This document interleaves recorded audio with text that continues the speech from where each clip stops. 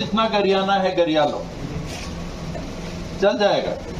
लेकिन महाराज महारानी साहब को सार्वजनिक मंच में अगर कोई कुछ बोलेगा तो मेरे से समझौता नहीं हो सकता।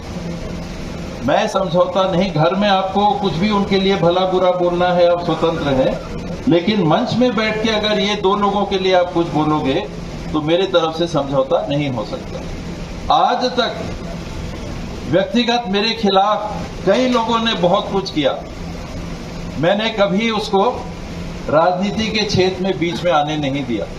लेकिन आज एक घटना ऐसी घटी है छत्तीसगढ़ में जिसमें एक सीमा पार करके किसी ने मेरे ऊपर आरोप लगाया, जान के खतरे का आरोप लगाया, वहां पर समझौता नहीं हो सकता।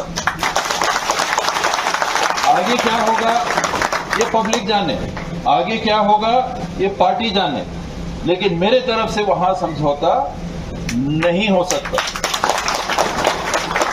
इतना ही मैं आज कह रहा हूं, बहुत सारी और परिस्थितियां हैं।